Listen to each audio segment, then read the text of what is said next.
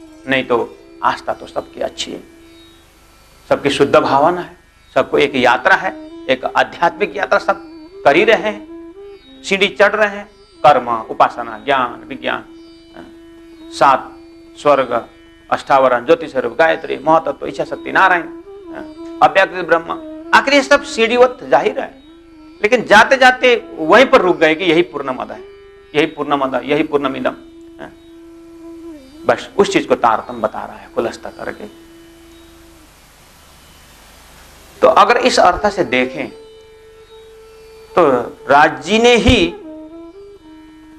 खेल बनाए, राज जी ने ही शास्त्र दिया, और राज जी ने ही भविष्यवाणी रख दी, और राज जी ने ही उस ब्रह्मात्माओं को ब्रज में ले आए, रास तक ले गए, और अभी जागने के ब्रह्मांड में वही ब्रह्मात्मा राज जी के हुक्म से आ रहे हैं। तो आरब में मोहम्मद के माध्यम से रास खेल गाए बरारब श्याम, वही परमात्मा रास खेल करके साक्षी रखने के लिए मोहम्मद के माध्यम से भी कुरान में हमारी बात है। इस तरह से प्राणनाथ जी ने समेटा है।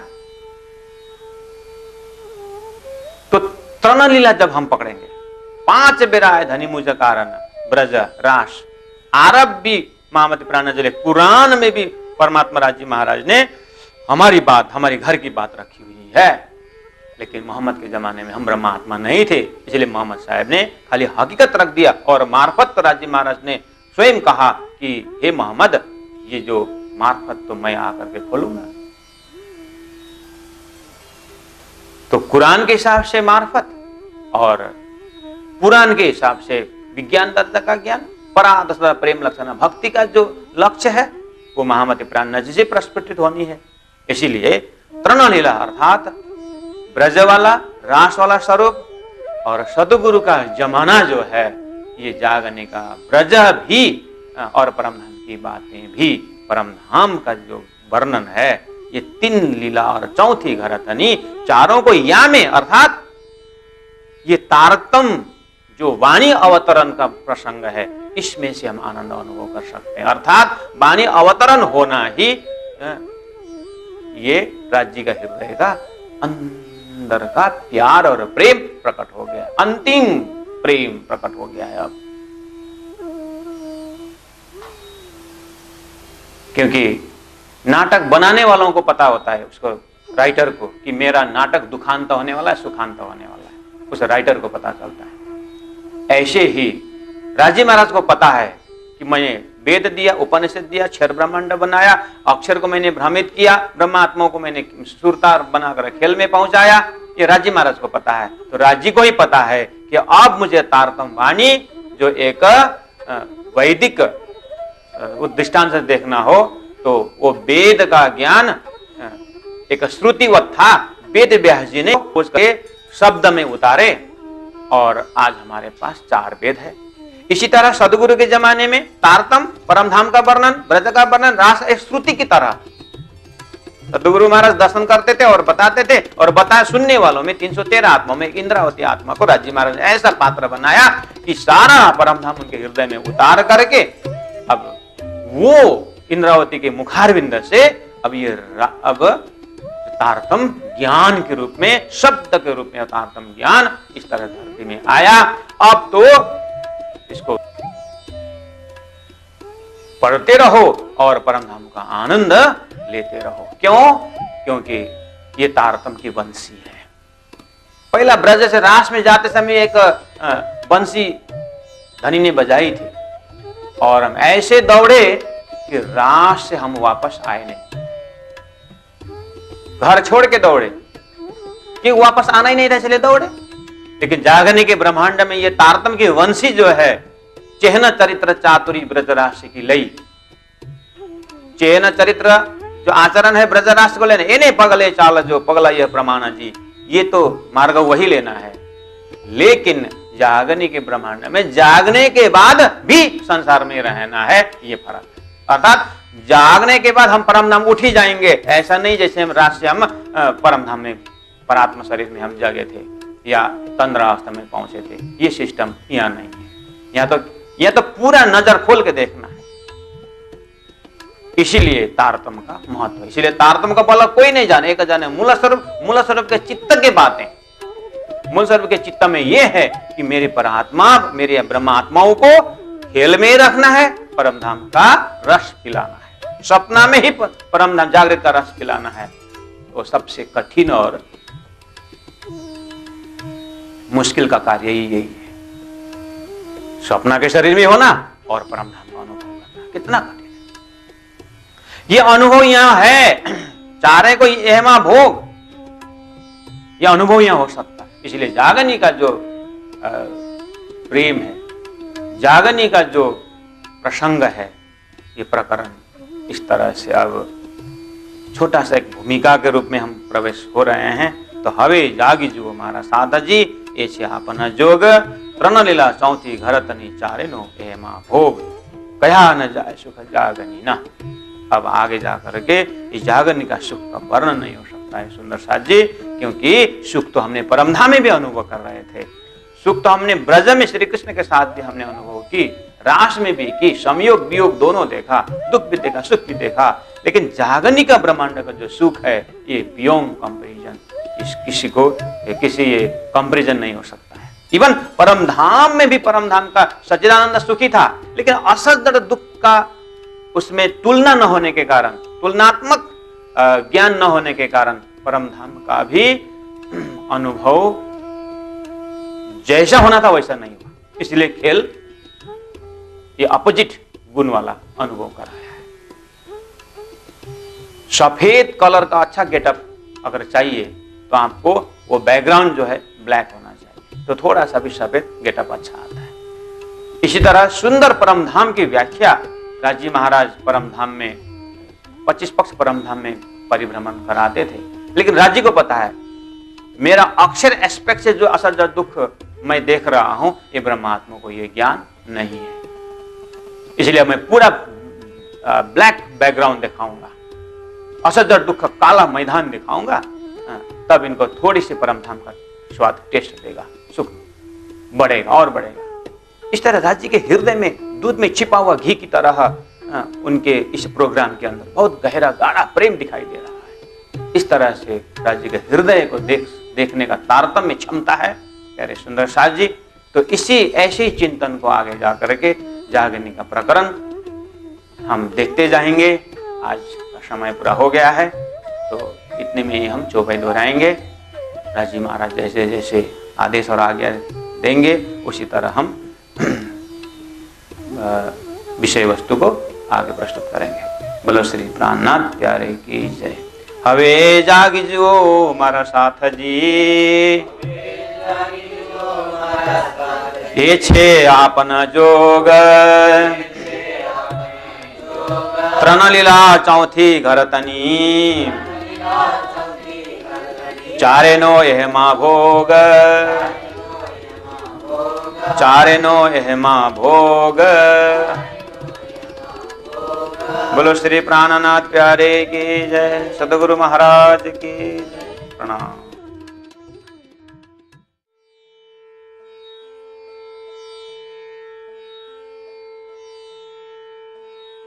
जागी जो मारा साथ जी, ये छे आपन जोग, तृण लीला चौथी घर तनी, चारण यह माँ भोग। प्यारे सुंदर साथ जी, हम लोग जो 2-4 दिन से जागनी का प्रकरण के ऊपर वाणी चर्चा हम कर रहे हैं। पहला नंबर चौपाई कि तृण लीला को हमने इस तरह से देखा कि 3 लीला अर्थात घोर नीत का आनंद ब्रजमंडल कि संसार भी नहीं छोड़े हैं और परमधाम का ज्ञान भी नहीं है, लेकिन श्री कृष्ण प्रति कुर्बान है।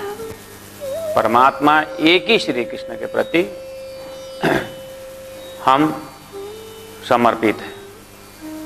ऐसा स्वरूप, ऐसी अवस्था को हमने अनुभव की। उसको एक लीला है और दूसरी लीला रास लीला स्वप्न का। आधा नींद आधा जागृत, अर्थात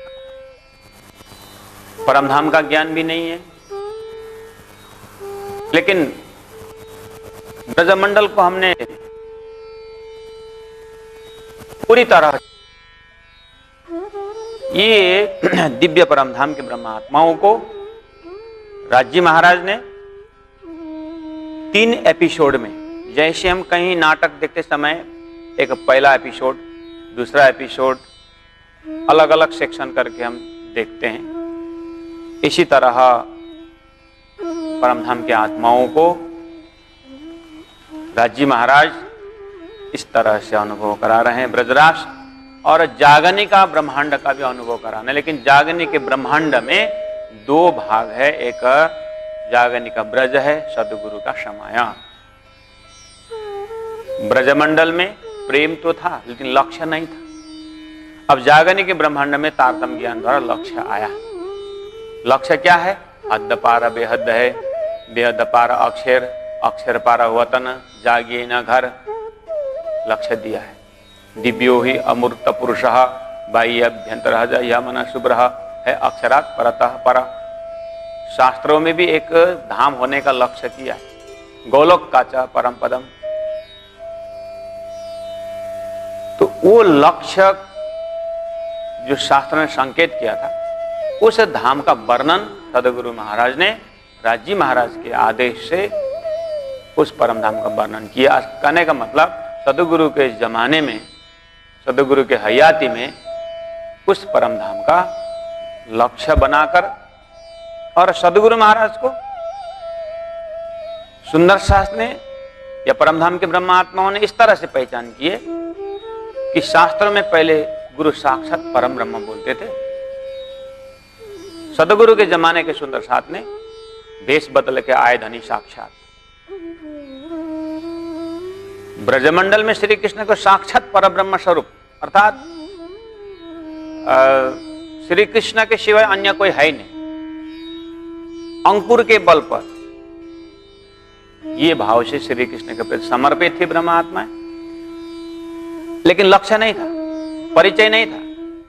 सदगुरु के जमाने तारतम आया, तारतम से सदगुरु महाराज को साक्षात परमात्मा के अवतार, राज्य के अवतार, राज्य का स्वरूप लेकर के सुंदर साथ ने जहां हम बैठे इस संसार को ही परम धाम बनाया। यहां तक तो ठीक है, लेकिन सदगुरु के जमाने में ऐसा सोच के हम रखें कि सूर्य उदय हो, लेकिन जिनको दिन का 12 बजे का धूप का अगर अनुभव नहीं है, उनके लिए तो सुबह का प्रभात का जो समय है ही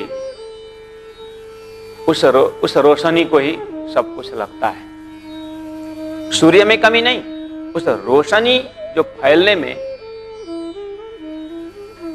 कुछ समय लगेगा। सूर्य का सुबह का जो समय है दिन का एक संकेत है। ऐसे सदगुरु महाराज का आगमन श्यामाजी अवतार का हकीकत स्वरूप का ये एक मार्फत के लिए एक संकेत है। श्यामाजी अवतार, सदगुरु महाराज और महामती प्राण जी का जो समय है राज्य का समय है, अर्थात राज्य का पूर्ण स्वरूप में वो करके अब परम धाम का कंप्लीट नॉलेज अब सदगुरु के प्राण जी के जमाने में होना बाकी है।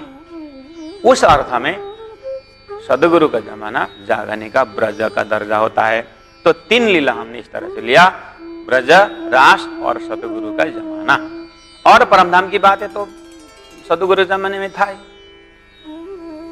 सदगुरु के जमाने में परमधाम का वर्णन था। लेकिन मैंने इससे पहले आप लोगों को संबोधन किया हूं कि वो चीज जो है परमधाम का जो वर्णन श्रुति की तरह सदगुरु महाराज के मौखिक था। इसीलिए प्राण जी ने तारतम देख विचार के पीऊ ल्याए बेरदोए, 2 बार तारतम आने का प्रसंग ये है कि सदगुरु के जमाने में भी तारतम था, लेकिन सदगुरु जमाने मौखिक था, लिखित नहीं था। प्राण जी के जमाने में वही चीज, वही ज्ञान लिखित रूप में आया, चौपाई के रूप में आया। अब उसको चरणे क्षेत्र तो अवश्य सही, पासला साथे माटी बानी गई, पीछे आने वालों को सुंदर साले बानी रख दी। जो सतगुरु के जमाने में थे, ऐसा नहीं कि सतगुरु महाराज जमाने में तारतम्बानी लिखित नहीं था इसलिए वो भिस्त में गए या नरक गए, ऐसा नहीं, ऐसा बदनाम मत कर। सदगुरु के हृदय रूपी धाम में ही विराजमान है उस समय के गत आत्मा, उस समय खेल देख करके वापस गए सुंदर साथ।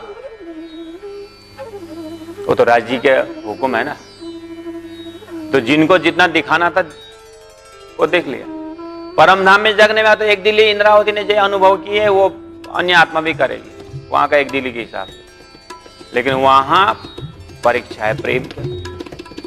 तो यहाँ जा करके अनुभव करने का जो प्रेम के विषय में सदगुरु मतलब प्राणनाथ जी का जमाना को लक्ष्य करते हुए चारेनो एहमा भोग, महामती प्राणनाथ जहां खड़े हैं उस समय को संकेत करते बोलते हैं अब मेरे जमाने से जहां मैं खड़ा हूं यहां से सभी देखने में आएगा। तब 2 नंबर चौपाई में धनी कहते हैं कहा न जाए सुख जागनी, जागनी का सुख नहीं हो, क्योंकि ये सत अठौर नशा ने सत परम धाम का प्रेम है, ऐसा जागनी के ब्रह्मांड में दिखाई देगा। अच्छा, तो वो प्रेम तो हमने ब्रज में भी देखा जरूर, लेकिन ये कहां के संबंध से प्रेम उमड़ रहा है, प्रेम प्रगाढ़ हो रहा है, ये ज्ञान नहीं था ना। वो संभव है जागनी के ब्रह्मांड से, सतथौर नशा ने पता चला, इसीलिए उस सुख का वर्णन अवर्णनीय है। लेकिन धनी कहते हैं आ भोममा जेहेऊ कहवाए, जितना इस शरीर संसार व्यवहार में रह करके इस युवा से जितना काई का प्रकाश होते है उतना थोड़ा सा प्रकाश करूंगा जितना बन सकता है। ये संसार में भी अगर गूंगा को गुड़ दिया जाए तो पूछेगा कि कैसा है गुड़, वो क्या बोलेगा गूंगा? हाथ हिलाएगा, हाँ वो करेगा। किसी को मक्खन का स्वाद पूछा जाए कैसा है बोलेंगे तो वो भी असमर्थ है। यहाँ का साधन ही ऐसा। अध्यात्म क्षेत्र में भी लोग ने स्वर्ग का अनुभव किया, कोई चमत्कार भी प्राप्त किया तो लोग बोलते हैं कि एकदम हेवनली प्लीज, स्वर्गीय आनंद बोलते हैं। व्याख्या करो बोलेंगे अवर्णनीय है बोलते। तो अपना अपना पहुंच के हिसाब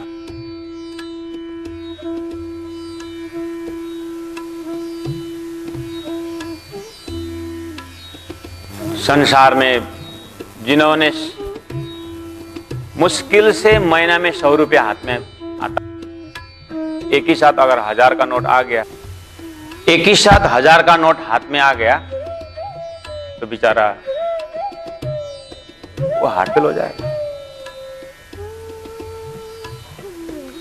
तो ये आत्मानंद का अनुभव, ब्रह्मानंद का अनुभव भी महात्माओं ने अपने पात्रता के हिसाब से वर्णन किया है। अवर्णनीय शब्द बहुत जगह है। हवे जगाऊं जुगत करी, भाजू भरमना बार। हवे जगाऊं जुगते करी, पहला शुरू किया प्रकरण हवे जागी जुओ मारा साहब। 2 चौपाई में थोड़ा सा भूमिका के बाद 3 नंबर चौपाई में फिर बोल रहे हैं हवे जगाऊं, हवे फिर आ रहा है, अब जगाता हूं। जुगते करी, युक्ति पूर्वक। ये युक्ति शब्द जो है बहुत अर्थवान है, मूल्यवान है। दिव्य परम धाम का अनुभव राजी महाराज परम धाम में ही परम धाम का महत्व समझाना चाहिए। उन्होंने ऐसी युक्ति लगाई परात्म शरीर परमधाम में ही है, गए कहीं नहीं। और अक्षर द्वारा ऐसा खेल रचाया और परमधाम बैठे बैठे दिखाया। कितना सुंदर युक्ति। आज विज्ञान की युक्ति देखो। पहले दिया में जीवन बिता रहा है, इलेक्ट्रिसिटी ऐसी युक्ति कि अब तो बैठे बैठे घर में बैठे बैठे हम विश्व को देख रहे हैं। हम यहाँ घर में बैठ करके हम अमेरिका का बिल्डिंग देखते हैं। तो कैसे युक्ति है विज्ञान की, देखो चमत्कार ही हुआ। ये भी तो युक्ति है, वैज्ञानिक युक्ति।